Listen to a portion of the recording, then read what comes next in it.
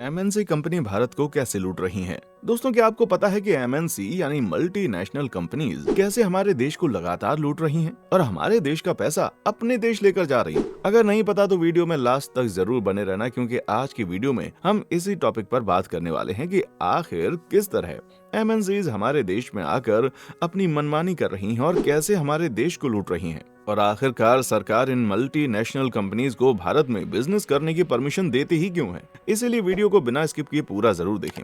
Video शुरू करने से पहले अगर आपने हमारे चैनल को सब्सक्राइब नहीं किया तो प्लीज कर दें। हम आगे भी ऐसे ही वीडियोस लाते रहेंगे। चलिए वीडियो शुरू करते हैं। दोस्तों, 16वीं शताब्दी में सबसे पहले एमएनसी यानी मल्टीनेशनल कंपनी के रूप में ईस्ट इंडिया कंपनी ने भारत में कदम रखा था। उस वक्त मात्र यही एक मल्टीनेशनल कंपनी एग्जिस्टेंस में थी, लेकिन धीरे धीरे यह आंकड़ा बढ़ता चला गया और आज 40,000 से भी ज्यादा मल्टीनेशनल कंपनियां भारत में अपना बिजनेस कर रही हैं।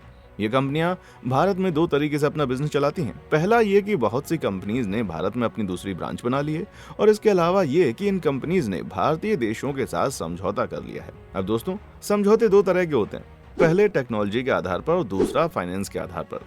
दोस्तों, आप जानकर हैरान रह जाएंगे कि इन बड़ी बड़ी मल्टीनेशनल कंपनीज को खुद भारत सरकार इन्वाइट करती है। अब आप सोचेंगे कि आखिर भारत सरकार ऐसा क्यों करती है, जबकि उसे पता है कि ईस्ट इंडिया कंपनी के आने के बाद हम 250 साल तक गुलाम बनकर रहे हैं और बड़ी मुश्किल से 1947 में हमें आजादी मिली। दरअसल दोस्तों, सरकार का कहना है कि वो ऐसा देश के विकास के लिए करते हैं जिससे हमें 3 फायदे होते हैं। अब वो 3 फायदे क्या हैं? पहला ये कि जब ये कंपनी भारत में आती है तो ये पैसा लेकर आती है, जिससे भारत में पूंजी बनती है। दूसरा ये कि इन कंपनीज के भारत में आने से भारत का एक्सपोर्ट बढ़ता है। और तीसरा ये कि इन कंपनीज की वजह से भारत में अनएम्प्लॉयमेंट कम होता है, क्योंकि उन कंपनीज को वर्कर्स की जरूरत होती है, तो रोजगार को बढ़ावा मिलता है। दोस्तों, आप जानकर हैरान हो जाएंगे कि सरकार द्वारा जितने भी फायदे सामने रखे गए हैं, रियलिटी उन सबसे बहुत अलग है। सरकार का कहना है कि बाहरी कंपनीज के भारत में आने से पैसा आएगा, पूंजी आएगी। अब दोस्तों, आप खुद सोचिए कि वो कंपनियां बेवकूफ हैं जो अपने देश का पैसा हमारे देश में लाकर हमें देंगी?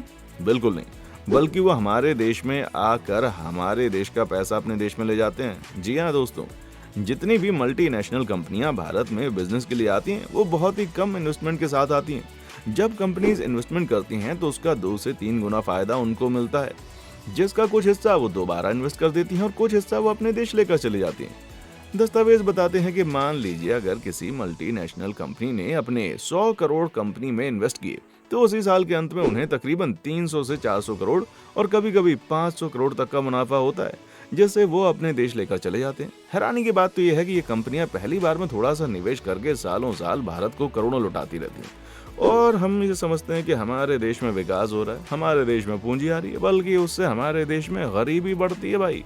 अब बात करते हैं रोजगार की, तो सरकार का कहना है कि कंपनी आएगी तो पूंजी आएगी, पूंजी आएगी तो रोजगार आएगा, और रोजगार आएगा तो गरीबी कम होगी।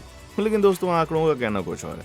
आजादी के बाद ईस्ट इंडिया कंपनी एक ऐसी मल्टीनेशनल कंपनी थी जिसे हमने भारत से मार भगाया था, लेकिन उस वक्त भारत के हालात ऐसे थे कि भारत में ज्यादा पैसा नहीं बचा था, सब कुछ अंग्रेज लूट चुके थे।